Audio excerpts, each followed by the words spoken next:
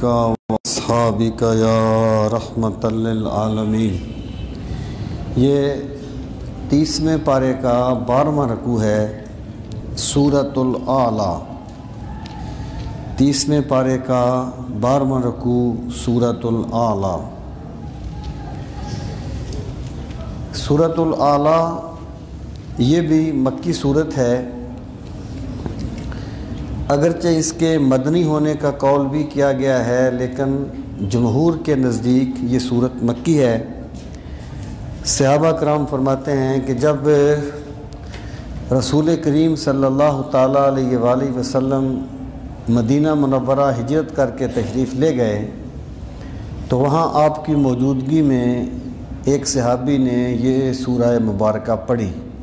اس کا مطلب یہ ہے کہ اس کا نزول مکی زندگی میں ہو چکا تھا، اور اعلیٰ یہاں پر اللہ تعالیٰ کے ذات اقدس کی طرف اشارہ کرنے کے لیے ہے۔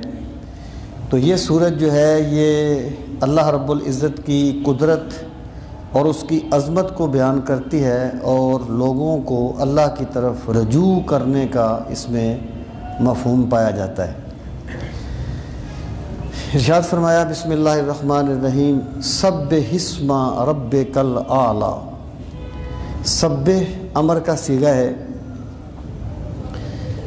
اس کا معنی ہے پاکی بیان کرنا، یعنی ویسے تو تسبیح و تحمید اللہ تعالیٰ کی عظمت بیان کرنے کے لیے استعمال ہوتے ہیں، لیکن ان میں فرق یہ ہوتا ہے کہ جو چیزیں اللہ تعالیٰ کی ذات کے شایع نہیں ہیں ان کی اللہ تعالیٰ کی ذات سے نفی کرنا تسبیح کہلاتا ہے، کہ اللہ تعالیٰ کا کوئی شریک نہیں ہے، اس کا کوئی بیٹا نہیں ہے، اس کا کوئی باپ نہیں ہے۔ تو جو چیزیں اللہ تعالیٰ کے شایان شان نہیں ہیں ان کی نفی کرنے کو تسبیح کہا جاتا ہے، اور جو چیزیں اللہ تعالیٰ کے شایان شان ہیں ان کا اثبات کرنے کو تحمید کہا جاتا ہے۔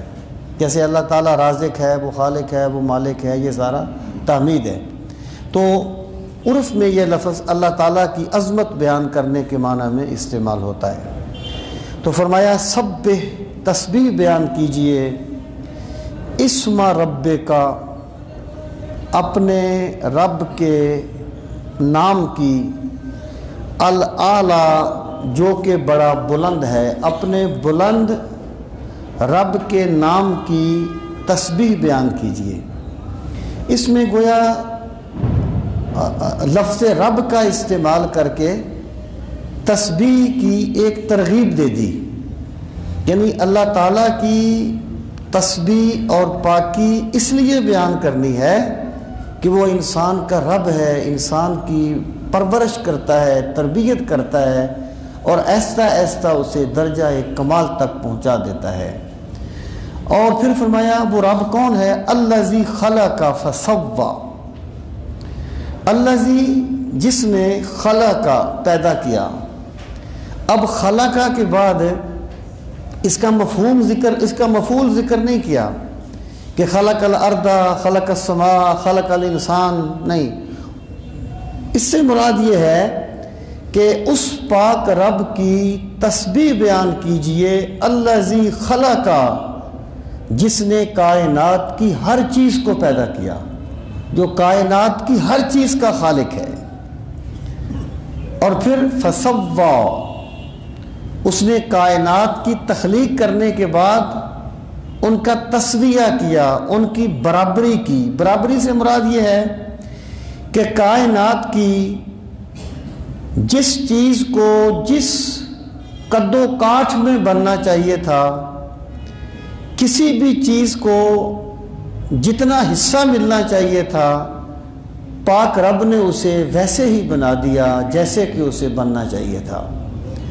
اور اللہ تعالیٰ نے کائنات کی جس چیز کو جیسے بھی بنا دیا، اس سے بہتر کا تصور کرنا بھی ناممکن ہے، کیونکہ وہ اس نے، یہ اس کی ذات ہے کہ جس نے کائنات کو بنایا اور پھر اس کا تسویہ کیا، اس کو درست کیا، اس کے اعضاء کو اعتدال بخشا۔ والذی قدر فہدی، والذی، اور وہ وہی ذات ہے، قدر، جس نے ایک اندازہ ٹھہرایا. یعنی اندازہ ٹھہرانے سے مراد یہ ہے کہ اس نے ہر چیز کے بارے میں ایک چیز کو طے کر لیا کہ یہ انسان ہے، اس کی اتنی روزی ہوگی، اس کی اتنی عمر ہوگی، یہ آسمان ہے، یہ اتنی دیر تک قائم رہے گا، یہ فلاں چیز ہے.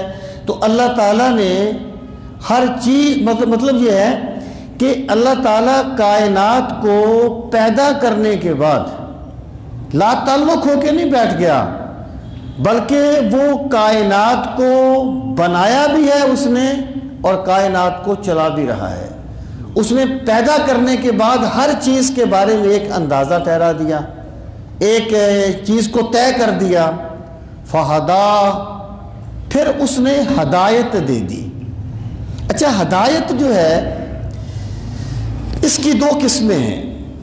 ایک ہوتی ہے جبلی ہدایت اور ایک ہوتی ہے اکتسابی ہدایت.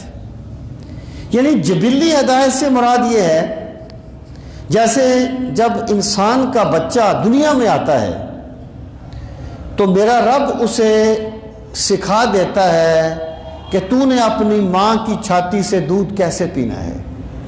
اگر بندے کو بچے کو سمجھانا پڑے تو ناممکن ہوتا کہ بچے کو سمجھایا جا سکتا کہ تم نے کس طریقے سے دودھ پینا ہے، کس طریقے سے گھونٹ بھرنا ہے. بطخ کا بچہ پیدا ہوتے ہی پانی میں تیرتا ہے، بلی کا بچہ اپنا کام کرتا ہے، چوہے کا بچہ اپنا کام کرتا ہے. ہر چیز کو زندگی گزارنے کے لیے اللہ تعالیٰ نے جو ایک اس کا راستہ اس پر واضح کر دیا ہے اس کو جبلی ہدایت کہا جاتا ہے. جبلی ہدایت بھی نظام ربوبیت کا ایک کمال ہے. اور دوسری ہوتی ہے اکتسابی ہدایت کہ جس میں ایک بندہ جو ہے وہ ہدایت کو قبول کرتا ہے یا قبول نہیں کرتا. یہ جو ہے اس پر بندے کا دار و مدار ہوتا ہے، نجات کا، اس کی بخشش کا دار و مدار ہوتا ہے. مراد یہ ہے کہ ایک طرح کی ہدایت کافروں میں بھی پائی جاتی ہے کہ کافر کے بچے کو بھی پتہ ہے کہ میں نے پیدا ہونے کے بعد اپنی ماں کی چھاتی سے دودھ کس طریقے سے پینا ہے. ہر جانور میں پائی جاتی ہے، لیکن وہ نجات کا سبب نہیں بنتی. نجات کا سبب بنتی ہے وہ ہدایت جو بندہ خود حاصل کرتا ہے، جو اکتسابی ہے، جس میں اللہ تعالیٰ نے بندے کا کوئی عمل دخل رکھا ہے. اب جو فہدا ہے اس میں یعنی اتنا ایک جامع قسم کا مفہوم ہے کہ جبلی ہدایت دی، ہر چیز کو دی، اور پھر اللہ تعالیٰ نے انسان کے لیے اکتسابی ہدایت کا بھی پورا بندوبست کیا. اس کو ضمیر عطا کیا، عقل سلیم عطا کی، اور پھر انبیاء کرام کو بھیج کے کائنات جو کچھ خاموش زبان سے کہتی تھی، انبیاء نے اس چیز کو واضح الفاظ میں بیان فرما دیا. انسان کی ہدایت کا سامان اس طریقے سے مکمل کر دیا. تو اے میرے نبی صلی اللہ علیہ وسلم، جس نے کائنات کو پیدا کیا اور ہر ایک کی ہدایت کا پورا بندوبست کیا، وہی رب اس قابل ہے کہ اس کے پاک نام کی مالا جپی جائے، اس کی تسبیح کی جائے، اس کی عظمت کے گن گائے جائیں. الذی قدر فہدا والذی اخرج المرعى فجعلہ غثاء احوا. اب اللہ تعالیٰ کی نعمتوں کا اور اس کی قدرتوں کا ایک اور پہلو بیان کیا. پہلو یہ کہ اے انسان، اللہ تعالیٰ نے صرف تیری ہدایت کا سامان نہیں کیا، بلکہ اللہ تعالیٰ نے تیری معاش، تیری زندگی گزارنے کا بھی بندوبست کیا ہے. والذی اخرج المرعى، وہ وہی ہے جس نے نکالا چارہ، یعنی انسان جس جانور پر سواری کرتا ہے اللہ نے اس کے بھی چارے کا بندوبست کیا ہے، اس کا چارہ پیدا کیا ہے، ایسا نظام بنایا ہے کہ اس کا چارہ پیدا ہوتا ہے. اور پھر کیا؟ فَجَعَلَهُ غُثَاءً أَحْوَىٰ، پھر اس کو بنا دیا غثاءً، جو چیز ریزہ ریزہ ہو جائے، احوا سیاہ، یعنی فصل اگتی ہے، اپنے جوبن پہ پہنچتی ہے اور پھر ایسا وقت آتا ہے جب وہ ریزہ ریزہ ہو جاتی ہے۔ اے انسان، اللہ تعالیٰ نے جس طریقے سے تیرے سامنے یہ ایک فصل کا منظر رکھا ہے، یہی تیری زندگی کا بھی منظر ہے۔ جیسے وہ کبھی جوبن پہ ہوتی ہے، کبھی ختم ہو جاتی ہے، ریزہ ریزہ ہو جاتی ہے، اسی طرح تو بھی کبھی جوبن پہ پہنچے گا اور کبھی خاک میں مل کے خاک ہو جائے گا۔ تو اللہ تعالیٰ نے چارہ پیدا کیا، پھر اسے ریزہ ریزہ کر دیا اور سیاہ کر دیا۔ سَنُقْرِئُكَ فَلَا تَنْسَىٰ، سَنُقْرِئُكَ، ان قریب ہم آپ کو پڑھائیں گے، فَلَا تَنْسَىٰ، پس تو بھولے گا نہیں۔ یعنی یہ اللہ تعالیٰ نے انسان کے لیے جو اکتسابی ہدایت کا جو سامان کیا ہے نا، اس کی طرف اشارہ فرمایا کہ رسول کریم علیہ السلام سے فرمایا گیا ہم آپ کو پڑھائیں گے، فلا تنسا، آپ بھولیں گے نہیں، الا ما شاء اللہ، مگر وہی جو اللہ چاہے گا۔ مراد یہ ہے، مفسرین کہتے ہیں کہ قرآن مجید کو یاد کرنا، اس کے لیے انسان کو بڑی محنت کرنی پڑتی ہے، بار بار سبق کو دہرانا، پھر سبقی اور سبق اور پھر منزل، بڑی محنت کرنی پڑتی ہے۔ لیکن یہ رسول کریم علیہ السلام کا معجزہ ہے کہ اللہ تعالیٰ نے آپ کو بغیر اس محنت کے قرآن مجید یاد کروا دیا۔ سَنُقْرِئُكَ فَلَا تَنْسَىٰ، ہم آپ کو اس طرح پڑھائیں گے کہ آپ بھولیں گے نہیں، الا ماشاء اللہ، مگر وہ جو اللہ چاہے گا۔ الا ماشاء اللہ کے بارے میں ایک قول یہ ہے کہ جو آیات منسوخ ہو جائیں گی، دیکھیں نا، کچھ چیزوں کا یاد رکھنا فضیلت ہوتا ہے، کچھ چیزوں کا بھول جانا فضیلت ہوتا ہے۔ مراد یہ ہے کہ جو آیات منسوخ ہو گئی، الا ماشاء اللہ سے وہ مراد ہے۔ اور ایک قول یہ ہے کہ الا ماشاء اللہ کا استثناء وہ ہے جو واقع نہیں ہوا، یہ صرف اللہ تعالیٰ نے اپنی قدرت کے بیان کے لیے اور اس کو برکت کے لیے ذکر کیا ہے۔ مراد یہ ہے کہ اللہ تعالیٰ نے رسول کریم علیہ السلام کو جو کچھ پڑھایا تھا، اللہ کے کرم سے سرکار اس میں سے کچھ بھی نہیں بھولے۔ اس کی وجہ کیا ہے؟ اگر استغفر اللہ بھولنے کا امکان رہے تو پھر تو وہی مشکوک ہو گئی تھی نا، نہ جانے کوئی چیز بھول گئی ہو۔ اللہ پاک نے فرمایا اے انسان، میں نے تیری نجات کا ایسا سامان کیا کہ میں نے جو آخری نبی تم میں بھیجا ہے، میں اس کو خود پڑھاؤں گا اور اس طرح پڑھاؤں گا کہ وہ کوئی چیز بھولیں گے نہیں۔ گویا ہم نے اتارنا بھی اپنے ذمہ کرم پہ لے لیا اور اپنے نبی کے سینے میں محفوظ کرنا بھی اپنے ذمہ کرم میں لے لیا۔ الا ما شاء اللہ انہ یعلم الجہر وما یخفی۔ کبھی ہوتا ہے نا، ایک بندہ ایک بات کہہ دیتا ہے کہ جی میں یہ کام کروں گا، پھر وہ کہتا ہے یار گراؤنڈ ریالٹیز اور ہیں، بڑا مشکل ہے یہ کام کرنا، پھر وہ نہیں کر سکتا۔ اللہ پاک فرماتا ہے ہم نے جو کچھ کہا ہے ویسے نہیں کہہ دیا، ہم نے سب کچھ اپنے مکمل علم کی روشنی میں کہا ہے۔ اللہ کی شان یہ ہے کہ انہ یعلم الجہر، بے شک وہ جانتا ہے الجہر، اونچی بات کو، جو بات اونچی آواز سے بندہ کرتا ہے، دنیا کے کونے میں کہیں بھی کرتا ہے، اللہ اسے جانتا ہے۔ وما یخفی، اور جو کچھ بندے کے سینے میں چھپا ہوا ہے اللہ اسے بھی جانتا ہے۔ مراد کیا ہے کہ اللہ تعالیٰ کا علم اس طریقے سے محیط ہے، اللہ تعالیٰ جو کچھ بھی فرما رہا ہے یہ اپنے مکمل علم کی بنیاد پر فرما رہا ہے کہ ہم اپنے نبی کو اس طریقے سے پڑھائیں گے کہ وہ بھولیں گے نہیں۔ وَنُيَسِّرُكَ لِلْيُسْرَىٰ، یسرا ہوتا ہے، آپ اس کا ترجمہ آسان کر لیں تو ٹھیک ہوگا معنوی طور پر، ویسے اس کا پس منظر ذرا اور چیز ہے۔ وَنُيَسِّرُكَ، اور ان قریب ہم آپ کے لیے آسان کر دیں گے، لِلْيُسْرَىٰ، آسان راستہ۔ ویسے یسرا کا مطلب ہوتا ہے گھوڑے کو سواری کے لیے بالکل تیار کر دینا، یعنی جب گھوڑے پر اس کو پانی پلا دیا، وہ چارہ ڈال دیا، اس کو رکاب ڈال دی، زین ڈال دی اوپر، اس وقت کہیں گے یسرت الفرسا، میں نے گھوڑے کو سواری کے لیے بالکل تیار کر دیا۔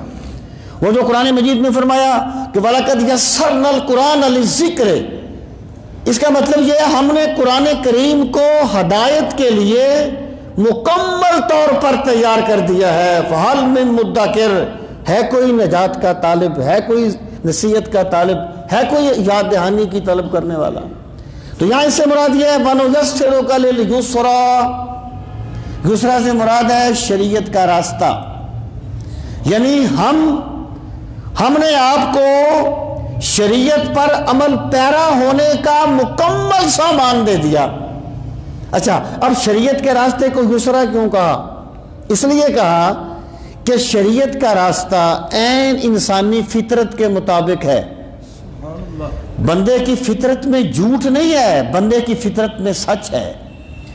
اگر بندہ اپنی فطرت کو مسخ نہ کرے تو وہ قرآنی احکامات اس کے لیے اتنی کشش رکھتے ہیں کہ جس طرح ایک بندہ بھاگ کے اپنی ماں کی طرف جاتا ہے، بندہ احکام الہی کی طرف آئے گا، کیونکہ یہ فطرت انسانی کے عین مطابق ہیں، اس لیے اس کو یسرا کہا جاتا ہے۔ اب یہ ہے کہ ایک بندہ چلنا چاہتا ہے شریعت پر، اور پھر اس ماحول میں جبکہ شریعت کے منکرین بہت ہوں تو اس کے لیے بہت سی مشکلات پیدا ہو جاتی ہیں۔ تو اللہ پاک فرماتا ہے کہ ہم نے نبی کریم علیہ الصلوۃ والسلام کو پڑھایا بھی ایسا پڑھایا کہ بھولیں گے نہیں، اور اپنے علم کی بنیاد پر ان کو تعلیم دی، اور پھر یہ فرمایا کہ ہم نے شریعت کے راستے پر عمل پیرا ہونا اپنے نبی کے لیے آسان کر دیا ہے۔ کوئی بندہ ایسی رکاوٹ نہیں ڈال سکے گا کہ میرا نبی ذرہ برابر بھی حق سے انحراف کرے گا۔ یہ اللہ تعالیٰ کی طرف سے رسول کریم علیہ الصلوۃ والسلام کا ایک طرح سے اکرام کیا جا رہا ہے۔ وَنُيَسِّرُكَ لِلْيُسْرَىٰ فَذَكِّرْ إِن نَفَعَتِ الذِّكْرَىٰ، ذکر پس آپ یاد کرائیے، آپ یاد دہانی کرائیے۔ یعنی ذکر کا مطلب کیا ہے کہ بندہ جو ہے وہ فطرت اسلام پہ پیدا ہوا، پھر ماحول معاشرہ اس میں بگاڑ آ گیا۔ اب قرآن کریم کو کتاب ذکر اس لیے کہا گیا کہ قرآن کریم کوئی خارج سے بندے پر ٹھونسی جانے والی چیز نہیں ہے، بلکہ قرآن کریم بندے کو بندے کی بھولی ہوئی فطرت یاد دلاتا ہے، اس لیے اسی کتاب ذکر کہا جاتا ہے۔ فذکر سے بھی یہی مراد ہے، آپ بندوں کو یاد دہانی کرائیے، لیکن کب؟ ان نفعت الذکریٰ، اس میں ایک اظہار برات ہے سرکش لوگوں سے جو ماننا چاہتے نہیں تھے۔ اللہ پاک فرماتا ہے یاد کرائیے، اگر یاد دہانی نفع دے، مراد کیا ہے کہ جو بندے ہدایت کے طالب ہیں آپ اپنی توجہ زیادہ ان پر مرکوز کیجئے، جو سرکش ماننا نہیں چاہتے آپ ان کی کوئی پرواہ نہ کیجئے، آپ ان کی طرف زیادہ توجہ مبذول کیجئے جو آپ کے پاس ہدایت کے طالب بن کے آتے ہیں، یا جو اس طریقے سے ضد پر ڈٹے ہوئے نہیں ہیں کہ ہم بات کو ماننا نہیں چاہتے۔ وہ کیا ہے کہ لفظوں کی آبرو کو گنواؤ نہ یوں ندیم، جو مانتا نہ ہو اسے کہنا فضول ہے۔ یعنی وہ سردار یہ سمجھتے تھے نا کہ ہم نے اگر اسلام قبول نہ کیا تو پتہ نہیں کیا ہو جائے گا، یا کوئی بندہ سوچ سکتا تھا کہ یہ ان کو مسلمان ہونا چاہیے۔ تو اللہ پاک نے واضح فرما دیا کہ میرے نبی صلی اللہ علیہ وسلم آپ کسی سردار کے محتاج نہیں ہیں، تمام سردار آپ کے محتاج ہیں، تمام سردار حق کے محتاج ہیں۔ اگر سردار طلب رکھتا ہے تو اس کو سمجھائیے، اس کو نصیحت کیجئے، اگر ایک غریب طلب رکھتا ہے تو اس کو نصیحت کیجئے۔ فذکر ان نفعت الذکریٰ، آگے فرمایا سیذکر من یخشی، سین مضارع کو قریب کرنے کے لیے، یذکر ان قریب نصیحت پکڑے گا کون؟ من یخشی، جو ڈرتا ہے۔ فعل کبھی کبھی ارادہ فعل کے لیے بھی آتا ہے، یہاں پر فعل ارادہ فعل کے معنی میں ہے، یعنی جس بندے کے دل میں آخرت کے بارے میں سنجیدگی ہے، جو بندہ اللہ کی قدرت کو سمجھنا چاہتا ہے، ان قریب اللہ اس کو نصیحت عطا کر دے گا، وہ جو ہے وہ نصیحت پکڑ لے گا۔ یہ وہی بات ہے جو ہدی للمتقین میں کہی گئی ہے کہ قرآن ہدایت ہے متقین کے لیے۔ مراد کیا ہے کہ جو بندے سنجیدہ ہیں حق کے معاملے میں، قرآن کریم ان کی رہنمائی کرے گا۔ جو باطل پر ڈٹنا چاہتے ہیں، حق کو ماننا نہیں چاہتے، قرآن کریم ان پر جبر کر کے انہیں مسلمان نہیں کرے گا۔ یہاں پر بھی یہی بات کہی گئی ہے، سَيَذَّكَّرُ مَن يَخْشَىٰ۔ آگے فرمایا وَيَتَجَنَّبُهَا الْأَشْقَىٰ، يَتَجَنَّبُهَا الْأَشْقَىٰ الَّذِي يَصْلَى النَّارَ الْكُبْرىٰ۔ يَتَجَنَّبُهَا، اور دور رہے گا اس سے، کون؟ الاشقا، جو بڑا بدبخت ہے، یعنی جو بندہ خشیت کی طرف نہیں آتا، وہ اس قرآن کو ماننے سے دور رہے گا۔ اور پھر نتیجہ کیا نکلے گا؟ الذی یصلی النار الکبریٰ، یصلی داخل ہوگا، النار الکبریٰ بہت بڑی آگ میں، وہ پھر دوزخ کی بہت بڑی آگ میں پھینک دیا جائے گا۔ جو بندہ اپنی سرکشی کو حق پر غالب کر دے گا، اس کا انجام یہ ہوگا کہ حق کے دروازے بھی اس پہ بند کر دیے جائیں گے اور وہ بہت بڑی آگ میں پھینک دیا جائے گا۔ ثم لا يموت فيها ولا يحيا، پھر لا يموت، نہیں مرے گا، فیہا، اس میں، ولا یحیا، اور نہ زندہ رہے گا۔ اب ظاہر ہے کہ دوزخ میں مریں گے تو نہیں، یعنی یہاں پر تو ایک بندے کو آپ آگ میں پھینک دے تو وہ مر جائے گا، اس طرح وہاں نہیں ہوگا۔ اللہ پاک فرماتا ہے جب ان کی چمڑیاں جل جائیں گی، کھالیں جل جائیں گی، ہم ان کی کھالیں دوبارہ ٹھیک کر دیں گے تاکہ وہ عذاب بھگتتے رہیں۔ تو دوزخ میں وہ مریں گے تو نہیں لیکن زندہ تو ہوں گے نا۔ تو یہاں کیوں کہا گیا کہ لا یموت فیہا ولا یحیا، نہ وہ مرے گا نہ زندہ رہے گا؟ یا اس سے مراد یہ ہے کہ یہاں جس حیات کی نفی کی گئی ہے اس سے مراد ہے فائدہ مند حیات، یعنی بندہ ایسا جیتا ہو کہ وہ مرنے کو ترجیح دے، یعنی وہ اس طرح جیئیں گے کہ زندگی ان کے لیے بے معنی ہوگی، وہ مرنا چاہیں گے لیکن پھر اللہ انہیں مرنے بھی نہیں دے گا بلکہ وہ اپنا عذاب مختلف صورتوں میں بھگتتے رہیں گے۔ یہ بروں کا ذکر فرمایا، اب ان کے بعد اچھوں کا ذکر فرمایا۔ قد افلح من تزکا، قد افلح، یقیناً وہ کامیاب ہو گیا، کون؟ من تزکا، جس نے اپنے دل کو صاف کر لیا، جس بندے نے اپنے دل کو صاف کر لیا وہ کامیاب ہو گیا۔ یعنی اللہ تعالیٰ نے انسانی سرشت میں خیر اور شر دونوں کا ملکہ رکھا ہے۔ جس بندے نے شر کو خیر کے تابع کر لیا اس نے اپنے دل کو صاف کر لیا۔ اور یہ بات بڑی واضح ہے، دنیا میں بھی جس بندے کا دل صاف نہیں ہوگا اللہ کبھی اسے عزت نہیں دے گا، کبھی اسے کامیابی نہیں ملے گی۔ تو اللہ پاک نے فرمایا جس بندے نے اپنے دل کو صاف کر لیا وہ کامیاب ہو گیا۔ اور پھر کیا اس کی نشانی کیا ہوگی؟ ہر بندہ کہے گا نا میرا دل صاف ہے، دل صاف ہونے کی نشانی کیا ہوگی؟ فرمایا وَذَكَرَ اسْمَ رَبِّهِ، پس اس نے یاد کیا اپنے رب کے پاک نام کو۔ جس بندے کا دل صاف ہو جائے گا اس کو تسکین اللہ کی یاد سے ملے گی، اللہ کے ذکر سے ملے گی۔ اور پھر کیا؟ فَصَلَّى، پھر اس نے نماز پڑھی۔ جس کے جو اللہ کو یاد کرے گا اس کا عملی مظاہرہ یہ ہوگا کہ وہ نماز پڑھے گا۔ اس کا مطلب یہ ہو گیا کہ جس بندے نے نماز کو اس کی حقیقت کے ساتھ ادا کر لیا گویا وہی بندہ کامیابی کے راستے پر چل پڑا۔ فصلہ، آگے فرمایا بندوں کا رویہ کیا ہے؟ بل تؤثرون الحیات الدنیا، بلکہ تؤثرون، تم ترجیح دیتے ہو الحیات الدنیا، دنیاوی زندگی کو، یعنی جب تمہارے سامنے دنیا اور آخرت آ جائیں تم دنیا کو ترجیح دے دیتے ہو۔ تمہیں پتا ہے کہ نیند کی لذت دنیا کا معاملہ ہے اور نیند چھوڑ کے مولا کو سجدہ کرنا آخرت کی نجات ہے، لیکن تم نیند کو ترجیح دیتے ہو، نماز کو چھوڑ دیتے ہو۔ تمہیں پتا ہے اگر میں نے حرام نہ کھایا تو میری آخرت کا سامان ہے، لیکن بندہ وہاں پر بھی دنیا کو ترجیح دے دیتا ہے۔ اللہ پاک فرماتا ہے تم دنیا کو آخرت پر ترجیح دیتے ہو، اور حالت کیا ہے؟ وَالْآخِرَةُ خَيْرٌ، اور آخرت بہت بہتر ہے، وَأَبْقَى، اور سدا باقی رہنے والی ہے۔ دنیا نہ جانے کس گلی میں زندگی کی شام ہو جائے، دنیا بہت عارضی ہے، لیکن آخرت سدا باقی رہنے والی ہے۔ اور رسول کریم علیہ السلام نے فرمایا کہ اگر اللہ تعالیٰ کے نزدیک دنیا کی کوئی بھی قدر و قیمت ہوتی تو کسی کافر کو مچھر کے پر کے مطابق بھی دنیا نہ ملتی۔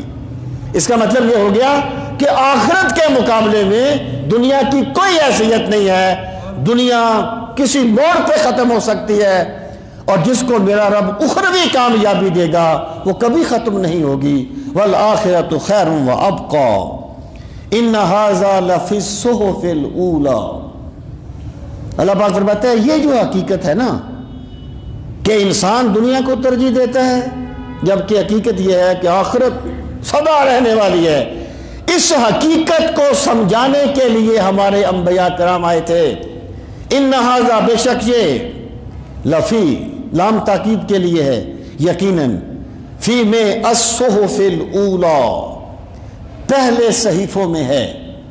یہی حقیقت ہم نے پہلے صحیفوں میں بیان کی، صحف ابراہیم و موسیٰ، اور یہی حقیقت ہم نے ابراہیم اور موسیٰ کے صحیفوں میں بیان کی تھی کہ دنیا ختم ہونے والی ہے اور آخرت سدا باقی رہنے والی ہے۔ بسم اللہ الرحمن الرحیم۔ یہ سورہ الغاشیہ، یہ بھی مکی ہے۔ غاشیہ کا معنی ہے چھا جانے والی، اس سے مراد قیامت۔ یہ سورت احوال قیامت پر مشتمل ہے۔ ارشاد فرمایا حل اتاک حدیث الغاشیہ، حدیث کا معنی بات، حل یہاں پر قد کے معنی میں ہے۔ یقیناً اتاک آئی ہے آپ کے پاس، حدیث الغاشیہ، وہ چھا جانے والی چیز کی بات، یعنی قیامت کا تذکرہ آپ کے پاس آ چکا ہے۔ اس دن کیا ہوگا؟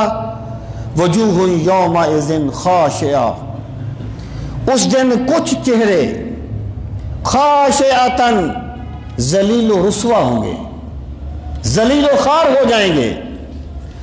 اور ان چہروں کا عالم کیا ہوگا؟ عاملۃ ناصبہ، عاملہ کا معنی ہے کام کرنے والے، ناصبہ کا معنی ہے تھک جانے والے، کہ وہ کام کرنے والے چہرے ہوں گے اور تھک جانے والے چہرے ہوں گے۔ یہاں پر عاملۃ ناصبہ، اس سے کیا مراد ہے؟ ایک مراد یہ ہے کہ عاملہ سے مراد ہے دوزخ میں اللہ تعالیٰ انہیں مختلف قسم کے عذاب دے گا۔ ممکن ہے کسی کو یہ کہا جائے کہ اس پہاڑ کو اٹھا کے ادھر رکھ دو، وہ اس کے پتھر ڈھوتا رہے، ایک بات ہے، یعنی انہیں مشقت کرائی جائے گی۔ اور ناصبہ کا معنی ہے تھک جانے والے، وہ وہاں پر تھکے ماندے ہوں گے، یعنی اس سے مراد اخروی عذاب ہے۔ اور حضرت ابن عمر رضی اللہ تعالیٰ عنہ نے ایک مرتبہ ایک راہب کو دیکھا۔ اب راہب ظاہر ہے سارا جہان چھوڑ کے عبادت میں لگے رہتے ہیں، لیکن نجات تو تب ہوگی نا جب ایمان ہوگا، ایمان کے بغیر تو نجات نہیں ہے۔ تو عاملۃ ناصبہ سے مراد یہ ہے کہ وہ بندے دنیا میں بڑے کام کرنے والے ہوں گے اور مذہب کے نام پر کام کریں گے، لیکن چونکہ ان کا عقیدہ صحیح نہیں تھا اس لیے دنیا میں بھی تھک جائیں گے اور آخرت میں بھی عذاب میں داخل ہوں گے۔ جب حضرت ابن عمر نے اس راہب کو دیکھا تو آپ رو پڑے۔ تو کسی نے کہا حضرت آپ رو کیوں پڑے؟ فرمایا مجھے قرآن کی وہ آیت یاد آ گئی اس راہب کو دیکھ کر کہ خاشعۃ عاملۃ ناصبہ، کہ ذلیل و خوار ہو جائیں گے، دنیا میں بڑی مشقت اٹھاتے رہے اور آخرت میں بھی انہیں مشقت ہی اٹھانی پڑے گی۔ اور پھر اس کا ایک اور مفہوم بھی بنتا ہے کہ جو بندہ یہاں، یہ جمعے پر بھی میں نے غالباً یہی گفتگو کی تھی کہ یہاں پر تو ہر بندہ تھکتا ہے، یہاں کون بندہ ہے جو محنت نہیں کرتا؟ لیکن جس بندے نے محنت ایسے کی کہ وہ آخرت کو بھول گیا، اللہ کو ناراض کرتا رہا، وہ یہاں پر بھی تھکتا رہے گا، وہاں پر بھی ذلیل و خوار ہو جائے گا۔ اور جس بندے نے محنت اس طریقے سے کی کہ وہ دنیا میں جتنا بھی الجھا رہا، اس کے دل کی سوئی اپنے رب کی طرف لگی رہی، تو دنیا سے یہ جیسے بھی گیا، جب یہ آگے جائے گا تو اللہ کی رحمتیں اس کا استقبال کریں گی۔ تو عاملۃ ناصبہ یہ ان تمام مفاہیم کو شامل ہے۔ اللہ پاک فرماتا ہے تسلا نارن حامیہ، وہ داخل ہو جائیں گے بھڑکتی ہوئی آگ میں، تسقا من عین آنیہ، تسقا انہیں پلایا جائے گا، من عین ایک چشمے سے، آنیہ جو ابلتا ہوگا، بڑا گرم ہوگا، یعنی وہ گرم کھولتا ہوا پانی پیے گی۔ جب بندہ بھوک سے یا پیاس سے مر رہا ہوتا ہے نا، پھر اللہ ہی بچائے وہ کتنی اضطرار کی حالت ہوتی ہے۔ جب کسی جزیرے میں ایک جہاز گر گیا تھا اور بندے اس کے بچ گئے تھے، تو بندوں نے بھوک کے مارے دوسرے بندوں کو کھانا شروع کر دیا تھا۔ یہ دوزخ میں جلیں گے، جب انہیں پیاس لگے گی تو کھولتا ہوا پانی ہوگا، یہ پیاس بجھانے کے لیے کھولتا ہوا پانی پئیں گے۔ مطلب یہ ہو گیا کہ جو بندے دنیا کی لذتوں میں کھو کر آخرت کو بھول جائیں گے، دنیا میں بھی وہ ایک کرب اور بے چینی کی آگ میں جلیں گے، اور آخرت میں بھی انہیں ذلتیں اٹھانی پڑیں گی۔ اور جو بندے اللہ کو راضی کرنے کے لیے لذتوں کو قربان کر دیں گے، اللہ انہیں دنیا میں بھی اطمینان قلب عطا فرمائے گا، اور اللہ انہیں آخرت میں بھی عزتیں عطا فرمائے گا۔ تو فرمایا کھولتا ہوا پانی پئیں گے، لیسا لہم طعام، لیسا نہیں ہوگا لہم ان کے لیے طعام کھانا، الا من دری، مگر خاردار جھاڑی کا، بدبودار خاردار جھاڑی، اس سے وہ دوزخی جو ہیں وہ اپنا پیٹ بھرنے کی کوشش کریں گے، اس کو کھائیں گے، بدبودار چیز کو کھائیں گے، کھولتا ہوا پانی پئیں گے، کس لیے؟ ہماری بھوک ختم ہو۔ اللہ پاک فرماتا ہے ہوگا کیا؟ لا یسمنو، یہ چیزیں ان کو بدن کی صحت نہیں دیں گی، لفظی معنی ہے موٹا نہیں کریں گی۔ بندہ کھاتا ہے، اس کے جسم میں اس کے آثار نظر آتے ہیں، وہ کھائیں گے لیکن وہ ان کے لیے غذا یا خوراک کا بندوبست نہیں کریں گے، نہ ان کا بدن صحیح ہوگا، ولا یغنی من جوع، اور نہ ہی ان کی وہ انہیں بھوک سے بے نیاز کریں گے۔ مراد یہ ہے کہ وہ کھائیں گے، کھولتا ہوا پانی پئیں گے، بدبودار خاردار جھاڑی سے کھائیں گے، لیکن نہ ان کی پیاس بھوک مٹے گی اور نہ ان کے بدن کو اس سے کوئی آسائش ہوگی۔ یہ برے بندوں کا تذکرہ تھا۔ اب فرمایا جنت میں کیا، وہ نیک بندے کون ہیں جو دنیا میں اللہ کو یاد کیا کرتے تھے، جو دنیا میں اس طرح جیتے تھے کہ ان کی ترجیح دنیا نہیں آخرت ہوتی تھی۔ وہ کہتے تھے ہمارا رب ہم سے خوش رہے، ہمیں دنیا کی کوئی پرواہ نہیں ہے۔ توحید تو یہ ہے کہ خدا حشر میں کہہ دے یہ بندہ دو عالم سے خفا میرے لیے تھا، اس بندے نے جو بھی حق کے راستے میں رکاوٹ بنا یہ چھوڑتا گیا، یہ صرف میری رضا کا طالب تھا۔ جو بندے اس طرح جئیں گے ان کا معاملہ کیا ہوگا؟ اللہ پاک فرماتا ہے وجوہ یومئذ ناعمۃ، اس دن کچھ چہرے بڑے تر و تازہ ہوں گے، بڑے خوش و خرم ہوں گے۔ کیوں؟ لسعیہا راضیہ، اور وہ اپنی کاوشوں پر بڑے خوش ہوں گے۔ ان کے بارے میں کہا گیا تھا نا کہ عاملۃ ناصبہ، کہ وہ وجوہ یومئذ خاشعۃ عاملۃ ناصبہ، کہ دنیا میں مشقت اٹھاتے رہے لیکن آخرت میں پھر ذلیل ہو گئے، کیونکہ ان کی مشقت کا رخ صحیح نہیں تھا، محنت کا رخ صحیح نہیں تھا۔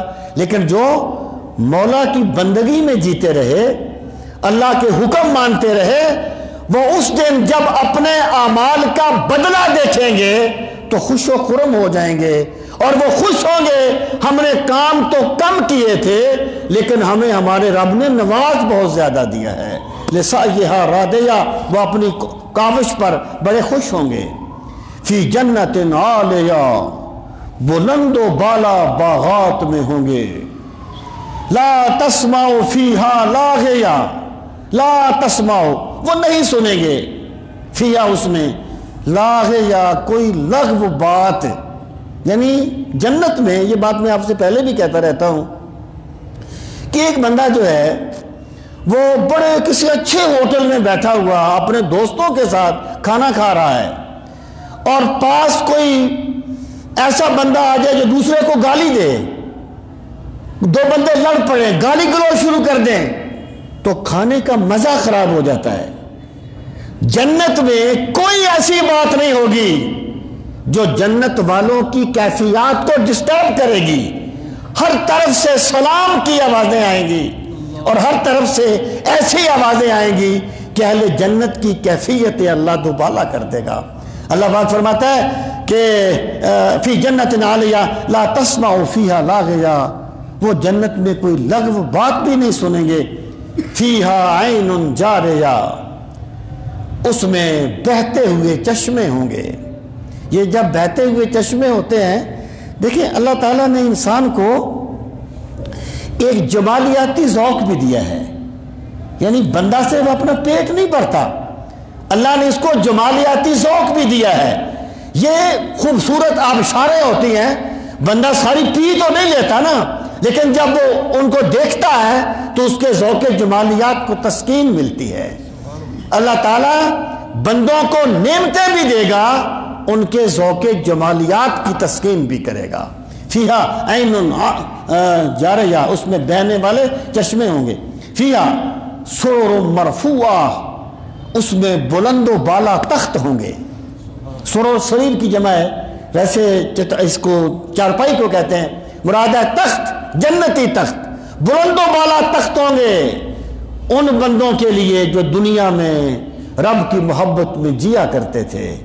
بندے وہ جو قرآن مجید میں فرمایا گیا نا کہ یہ نزل من غفور الرحیم، یہ رب غفور الرحیم کی طرف سے اپنے بندوں کی مہمان نوازی ہوگی۔ دیکھیں نا کہ بندے کے پاس مہمان آئے تو بندہ اپنے مہمان کے لیے اپنی اوقات سے بڑھ کے کر دیتا ہے، تو جب رب کریم مہمان نواز ہوگا تو اپنے بندوں کو کیسے نوازے گا، اس کو ہم سمجھ نہیں سکتے۔ تو اللہ پاک نے فرمایا بلند و بالا تخت ہوں گے، وہ اقوام موضوعہ، اقوام کوب کی جمع ہے، اور کپ یا پیالہ اس کا معنی ہے، اور پیالے ہوں گے ایک ترتیب سے رکھے ہوئے، وَنَمَارِكُ مَصْفُوفًا، اور گائے تکیے ہوں گے صف در صف لگائے گئے، وَزَرَابِيُّ مَبْثُوثًا، اور قالین ہوں گے بچھائے گئے۔ یعنی جنت کی نعمتوں کا تذکرہ صرف دنیاوی الفاظ کے ساتھ صرف الفاظ کی حد تک مشابہت رکھتا ہے، ان کی حقیقت اللہ ہی جانتا ہے کہ وہ کیا ہے۔ اب اللہ تعالیٰ نے فرمایا کہ جو لوگ دنیا میں اللہ کی محبت میں جئیں گے ان کو ہم اس طریقے سے نوازیں گے، جو نافرمانی کریں گے ان کی یہ سزا ہوگی۔ اب آگے اللہ تعالیٰ نے غور و فکر کی دعوت دی کہ لوگوں کائنات میں غور کیا کرو تاکہ ایمان کا چشمہ تمہارے دل سے پھوٹے، تاکہ تمہارے اندر سے ایمان پھوٹے۔ فرمایا فلا ينظرون الى الابل كيف خلقت، تو کیا وہ نہیں دیکھتے الى الابل اونٹ کی طرف، كيف خلقت وہ کیسے بنایا گیا؟ کیا انہوں نے غور نہیں کیا کہ اونٹ کی تخلیق کیا ہے؟ اتنا بڑا جانور ہے، ایک چھوٹا سا بچہ اس کی مہار پکڑے تو وہ بیٹھ جاتا ہے، اس کو لے کے جائے تو وہ چلا جاتا ہے، 10 دن کا پانی اپنے پیٹ میں جمع کر لیتا ہے، کیونکہ میرے رب نے اسے صحرا کے لیے پیدا کیا ہے۔ صحرا میں پانی کہیں کہیں ملتا ہے، اور اتنا اس کو قد دیا ہے کہ وہ اوپر درختوں سے کھا لیتا ہے بیٹھ کر، اور کوئی بھی جانور سوار کرنے کے لیے بیٹھتا نہیں، یا گھوڑا کھڑا ہوگا آپ اس پہ بیٹھیں گے۔ اللہ تعالیٰ نے چونکہ اونٹ اونچا ہے نا، اس کی ساخت ایسے بنا دی ہے کہ بندہ بیٹھنا چاہے تو اونٹ بیٹھ جاتا ہے، اونٹ اس کو بٹھا لیتا ہے۔ لوگوں یہ میری قدرت کے جلوے ہیں، یہ میری نعمتوں کا منظر ہے جو میں نے تمہارے لیے رکھا ہے، تم اونٹ میں غور کیوں نہیں کرتے؟ کہ نہیں، قرآن کریم تو عرب کے بدوؤں کو بھی فکر کی دعوت دیتا ہے، غور کیا کرو۔ اور ایک روایت میں آتا ہے ایک لمحے کا تدبر انسان کو وہاں پہنچا دیتا ہے یہاں 100 سال کی عبادت نہیں پہنچاتی۔ تدبر سے ایمان کریٹ ہوتا ہے بندے کے اندر سے۔ غور کرو اونٹ میں کیسے بنایا گیا، وَإِلَى السَّمَاءِ كَيْفَ رُفِعَتْ، اور آسمان کی طرف دیکھو کیسے بلند کیا گیا۔ آسمان کی وسعتیں تمہیں رب کی عظمت کے گن گاتی ہوئی نظر آئیں گی۔ کیسے بنا، کب بنا، کتنا وسیع و عریض، کیسے اللہ نے اسے کھڑا کر دیا بغیر کسی ستون کے، کب سے کھڑا ہے، کب تک کھڑا رہے گا۔ کبھی غور کیا کرو آسمان میں، آسمان کی طرف تو گائے بکری بھینس بھی دیکھتی ہے، لیکن بندہ گائے بکری بھینس کی طرح نہیں دیکھے گا۔ بندہ وہ ہے جو آسمان پہ چمکتے ہوئے ستاروں کو دیکھے اور رب کے جمال کو سمجھ جائے، خدا کی قدرتوں کو سمجھ جائے۔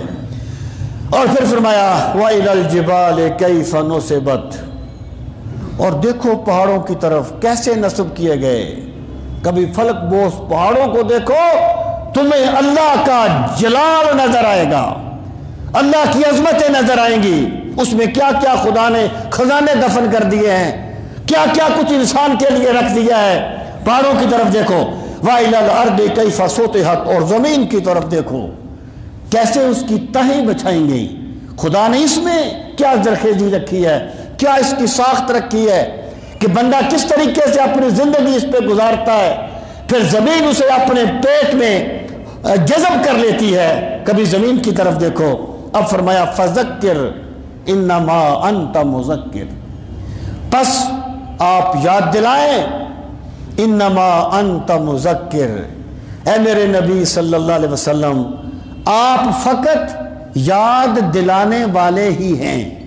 اس جملے کے 2 مطلب ہیں، یعنی 2 مطلب واضح ہیں، باقی تو پتہ نہیں کتنے مطلب ہیں۔ ایک مطلب یہ، کیا میرے نبی صلی اللہ علیہ وسلم آپ کی ذمہ داری یہ نہیں ہے کہ آپ نے لوگوں کو لازمی طور پہ مسلمان کرنا ہے، آپ کی ذمہ داری صرف یہ ہے آپ نے لوگوں کو بتا دینا ہے کہ رب تمہارا خالق ہے اور تم نے ایک دن پلٹ کے اللہ کی بارگاہ میں جانا ہے۔ جو لوگ مان لیں آپ پھر بھی کامیاب ہیں، لوگ نہ مانیں آپ پھر بھی کامیاب ہیں۔ اس کا ایک مطلب یہ ہے۔ دوسرا مطلب یہ ہے فذکر انما انت مذکر، میرے محبوب نے یاد دلائیے۔ اگر آپ یاد نہیں دلائیں گے تو کون یاد دلائے گا؟ اگر آپ ان کو اللہ کی توحید کا سبق نہیں دیں گے تو کون انہیں اللہ کی توحید کا سبق دے گا؟ لست علیہم بمسیطر، آپ ان پر سختی کرنے والے نہیں ہیں، یعنی آپ کا کام صرف تذکیر ہے، جو پہلا مفہوم میں نے بتایا تھا، دوسری آیت اس کی تائید کرتی ہے۔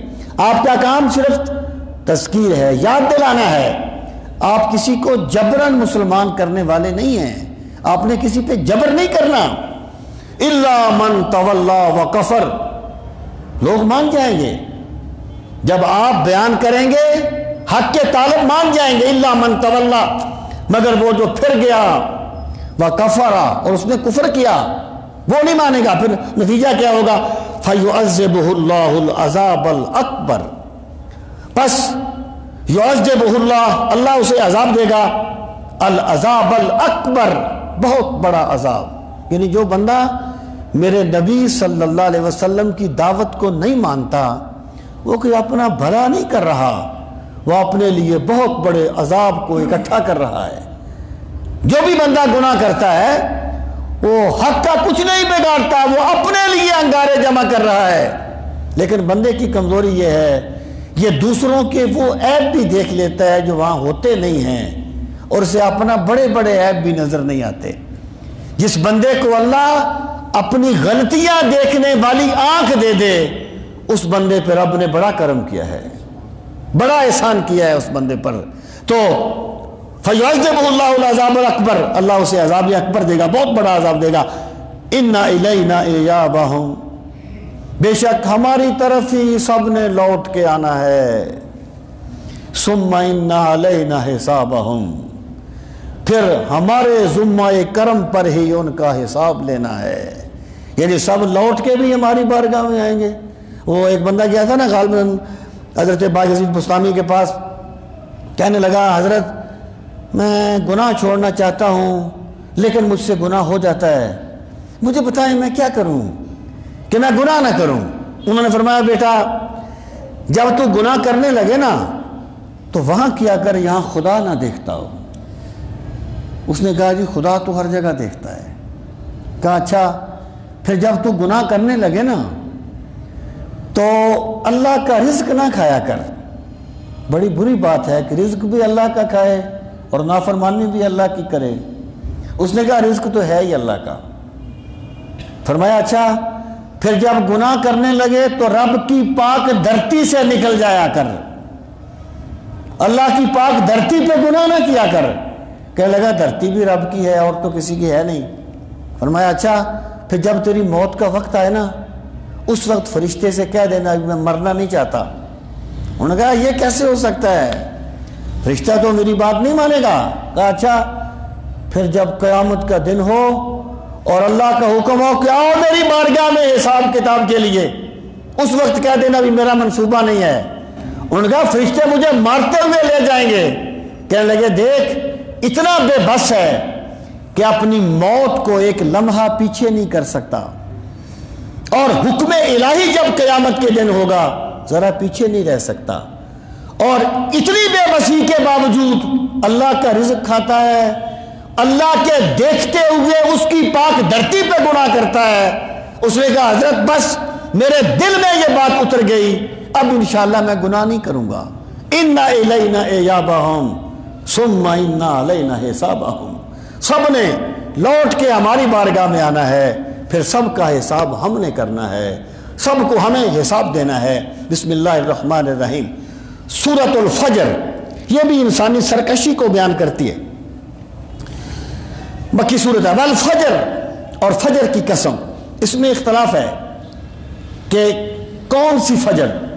تو مفسرین کہتے ہیں کہ فجر کو عام ہی رکھا جائے، ہر دن کی فجر جب سپیدہ سحر طلوع ہوتا ہے اللہ تعالیٰ رات کی تاریکی کا پردہ چاک کر دیتا ہے اور سپیدہ سحر طلوع کرتا ہے، تو یہ میرے رب کی قدرت کا بہت بڑا مظہر ہوتا ہے۔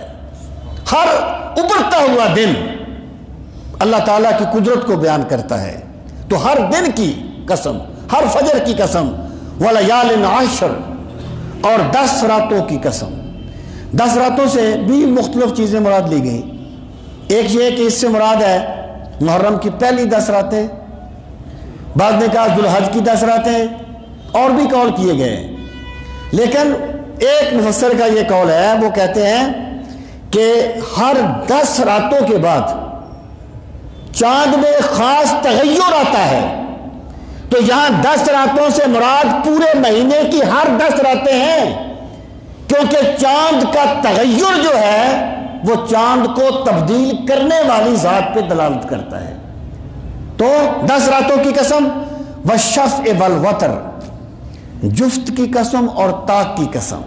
راجح قول کے مطابق جفت سے مراد مخلوق ہے، یہاں جوڑا ہوتا ہے، مرد عورت رات دن جوڑا، ہر چیز میں جوڑا ہے، جفت ہے۔ اور اللہ تعالیٰ کی ذات واحد ہے، اس کا کوئی ثانی نہیں ہے، تو جفت کی قسم اور طاق کی قسم۔ واللیل اذا یسر، اور رات کی قسم جب وہ پلٹے، یعنی رات جب دن میں طلوع ہونے لگے اس کی قسم۔ حل فی ذالک قسم الذی ہجر، ہجر کہتے ہیں عقل کو، حجرہ کا لفظی معنی ہوتا ہے روک دینا، کیونکہ عقل بندے کو برائی سے روکتی ہے، اس لیے اسے بھی ہجر کہا جاتا ہے۔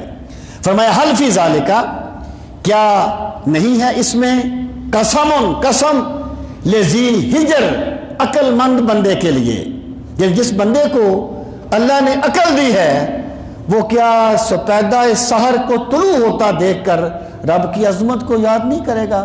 وہ جو قرآن مجید میں ایک مقام پر فرمایا گیا کہ قُلْ أَرَأَيْتُمْ إِنْ جَعَلَ اللَّهُ عَلَيْكُمُ اللَّيْلَ سَرْمَدًا إِلَى يَوْمِ الْقِيَامَةِ، کہ اگر اللہ تعالیٰ رات کو قیامت تک کے لیے لمبا کر دے تو کوئی ہے سپیدہ سحر کو طلوع کرنے والا؟ یہ میرے رب کی ذات ہے جو رات کی تاریکی کا پردہ چاک کر کے سپیدہ سحر کو طلوع کرتی ہے۔ کیا ہر فجر اور چاند کا تغیر مخلوق کی محتاجی اور اللہ کی بے نیازی اور ہر رات کا اندھیرا اور پھر روشنی، کیا یہ تمام چیزیں اللہ تعالیٰ کی عظمت پر دلیل نہیں ہے؟ لیکن یہ عظمت وہ دیکھے گا جسے اللہ نے عقل عطا فرمائی ہے۔ قسم الذی ہجر، دیکھیں اسلام جو ہے نا زیادہ فراڈ کرنے والے کو عقل مند نہیں کہتا، زیادہ چکر دینے والے کو عقل مند نہیں کہا جاتا۔ عقل مند وہ ہوتا ہے جو مخلوق کو دیکھ کر خالق کا نشان پا لیتا ہے، جسے اللہ نے یہ بصیرت عطا کر دی ہے کہ وہ کائنات میں غور کر کے کائنات بنانے والی ذات کی معرفت حاصل کر لیتا ہے، اس کو اللہ عقل مند کہتا ہے۔ حل فی ذالک قسم الذی ہجر الم تر کیف فعل ربک بعاد۔ اب ان کے سامنے جو اپنی سرکشی میں مگن تھے، کچھ ماضی کا سبق رکھا، الم تر کیف، کیا نہیں دیکھا تم نے، کیف فعل ربک بعاد، کیسے کیا تھا تیرے رب نے عاد کے ساتھ، وَإِلَىٰ عَادٍ أَخَاهُمْ هُودًا، حضرت عاد کی طرف حضرت ہود گئے تھے، کیا نہیں دیکھا ان کے ساتھ کیا ہوا؟ وہ کیا لوگ تھے؟ ارم ذات العماد، یعنی عاد جو ہے نا اس کی دو قسمیں ہیں، ایک عاد ارم جو ان کو عاد اولا کہا جاتا ہے، ایک عاد ثانیہ، یعنی پہلے قومیں عاد تباہ ہوئی، جو لوگ ایمان لے آئے تھے یا وہ اس علاقے سے باہر تھے کسی وجہ سے بچ گئے، وہ آ کر اور علاقے میں آباد ہو گئے، اسے عاد ثانیہ کہا جاتا ہے۔ تو یہاں پر ارم سے مراد اصل میں قوم عاد ہے، عاد اولا جس کو کہا جاتا ہے، یعنی وہ ارم کی قوم ذات العماد، ویسے تو عماد ستون کو کہتے ہیں، یہاں پر جو محلات اور عمارات کے معنی میں ہے کہ جنہوں نے بڑی بڑی عمارتیں بنائی تھیں، اللہ لم یخلق مثلھا فی البلاد، ایسی ایسی عمارتیں بنائیں جو دنیا کے شہروں میں نہیں بنائی گئی تھی، یعنی اس قدر یہ مہذب قوم تھی اپنے علاقے کی۔ وَثَمُودَ الَّذِينَ جَابُوا الصَّخْرَ بِالْوَادِ، اور کیا آپ نے سمود کو نہیں دیکھا، قوم سمود کو، کہ الذین جنہوں نے جابوا شک کر دیا تھا الصخرہ بڑی بڑی چٹانوں کو بالواد وادیوں میں، یہ قوم اس زمانے میں پتھروں میں اپنے پہاڑوں میں اپنے مکان بنایا کرتی تھی، اس طرح اللہ نے انہیں پتھروں کو چیرنے کا ملکہ دیا تھا۔ اللہ پاک فرماتا ہے، یہ دوسری قوم کا طرف اشارہ کر دیا، وَفِرْعَوْنَ ذِي الْأَوْتَادِ، اور فرعون کی طرف نہیں دیکھا، ذی الاوتاد جو میخوں والا تھا، اوتاد وطدن کی جمع ہے، میخ یا کیل، اس کو میخ اس لیے کہا گیا ذی الاوتاد، یا تو یہاں بھی لشکر پڑاؤ کرتا ہے، وہاں خیموں کے لیے میخیں یا کیل ٹھوکے جاتے ہیں زمین میں، تو اتنا زیادہ بڑے بڑے اس کے لشکر تھے کہ ہر طرف یعنی ان کو بڑے کیل اور میخیں ساتھ اٹھانی پڑتی تھی اپنے خیمے لگانے کے لیے، یا یہ اس قدر سرکش تھا کہ جب کسی کو سزا دیتا تھا اس کے ہاتھوں اور پاؤں میں کیل ٹھونک دیا کرتا تھا۔ اللہ پاک فرماتا ہے تم نے نہیں دیکھا اس فرعون کو جو کیلوں والا تھا، پھر کیا ہوا؟ ان لوگوں نے کیا کیا؟ الذین طغوا فی البلاد، انہوں نے اللہ کی دی ہوئی نعمتوں کی قدر نہیں کی، بلکہ اللہ کی نعمتوں نے ان میں سرکشی پیدا کر دی، ان میں بغاوت پیدا کر دی۔ جس بندے نے اللہ کی نعمت پا کر اللہ کا شکر ادا کیا وہ مومن ہے، اور جس بندے نے اللہ کی نعمت پا کر وہ بغاوت پر آ گیا، اس نے ایمان کے منافی ایک راستہ اختیار کر لیا ہے۔ تو اللہ پاک فرماتے ہیں انہوں نے فساد کیا، وہ شہروں میں سرکشی اختیار کی، فَأَكْثَرُوا فِيهَا الْفَسَادِ، پھر انہوں نے اس میں بہت زیادہ فساد برپا کر دیا۔ پھر کیا ہوا؟ فَصَبَّ عَلَيْهِمْ رَبُّكَ صَوْتَ عَذَابٍ، فَصَبَّ پس برسایا علیہم ان پر، ربک تیرے رب نے، صوت عذاب عذاب کا کوڑا، یعنی یہ جو بڑے بڑے محل بنایا کرتے تھے ان کا خیال یہ تھا کہ جناب ہم پر کیسے کوئی عذاب آ سکتا ہے، لیکن ایسا اللہ نے ایسی ہوا بھیجی جو انہیں محلوں کے اندر سے اٹھا کے بلند کر کے پٹک کے زمین پہ مارتی تھی سر الگ گرتا تھا، دڑ الگ گرتا تھا۔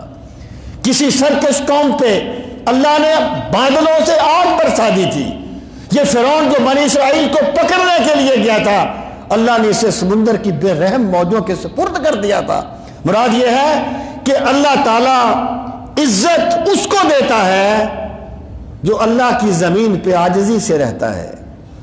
جو سرکشی کا راستہ اختیار کرتا ہے تو اللہ رب العزت اس بندے کو اپنی گرفت میں لے لیتا ہے۔ تو فصب علیہم ربک صوت عذاب، تیرے رب نے ان پر عذاب کا کوڑا برسا دیا۔ ان ربک لبالمرصاد، مرصاد کا لفظی معنی گھات ہے، رسادہ ہوتا ہے کسی چیز کو تاڑنا، یہ ایک ہے، یعنی اس کا لفظی معنی ہے۔ مراد یہ ہے کہ اے میرے بندے تیرا رب تجھے خوب دیکھ رہا ہے۔ یہ ایک زبان کا استعمال ہے، جیسے آپ کہتے ہیں نا، مطلب یہ لفظی ترجمہ یہ بنتا ہے تیرا رب تیری گھات میں ہے۔ یعنی جیسے ایک بندہ کسی کو دیکھتا ہے کہ وہ کیا کر رہا ہے، اس کو پتا ہے کہ یہ مجرم ہے، وہ بیٹھ کے اس کو دیکھتا ہے، اس کا تجزیہ کرتا ہے، تو یعنی اس سے مراد یہ ہے کہ اے بندے تو جو بھی کرتا ہے تیرا رب تجھے خوب دیکھ رہا ہے۔ جب تو خلوت میں ہو اس وقت بھی دیکھتا ہے، جب تو جلوت میں ہو اس وقت بھی دیکھتا ہے۔ فَأَمَّا الْإِنسَانُ إِذَا مَا ابْتَلَاهُ رَبُّهُ فَأَكْرَمَهُ وَنَعَمَهُ فَيَقُولُ رَبِّي أَكْرَمَنِ۔ میرے خیال میں جی بس کرتے ہیں، وقت اب پورا ہو گیا۔ خداوند قدوس ہم سب کو اپنی بندگی کا ذوق نصیب فرمائے۔ انشاءاللہ اگلے درس میں اس سورت کو مکمل کر لیں گے، وقت ہو گیا۔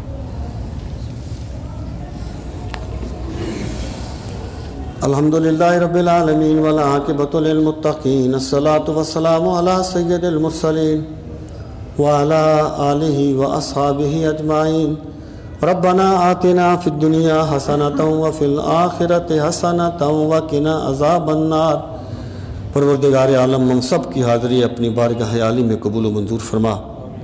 یا ارحم الراحمین، ہمیں نعمت قرآن کی قدر کرنے والا بنا دے۔ میرے مالک ہمیں قرآن کریم کی تلاوت کا ذوق نصیب فرما، قرآن مجید کے سمجھنے کے جذبہ نصیب فرما۔ میرے مالک ہمیں قرآن مجید کا فہم صحیح نصیب فرما۔ پروردگار عالم زندگی کے قدم قدم پر قرآنی تعلیمات کے مطابق چلنے والا بنا دے، قرآنی احکامات کی پیروی کرنے والا بنا دے۔ پروردگار عالم قرآن مجید کی بے پناہ برکتوں کا واسطہ تمام دکھیوں کے دکھ دور فرما، تمام پریشان حالوں کی پریشانیاں دور فرما، تمام بیماروں کو شفائے کاملہ و عاجلہ نصیب فرما۔ جمیع مومنین مومنات جس جہان سے چلے گئے میرے مالک سب کی مغفرت فرما۔ پروردگار عالم قرآن مجید کے بے پناہ نور کا واسطہ ہمارے تاریک دلوں کو منور فرما۔ میرے مالک ہمیں قبر میں بھی قرآن مجید کا نور نصیب فرمانا، حشر میں بھی قرآن مجید کا نور نصیب فرمانا۔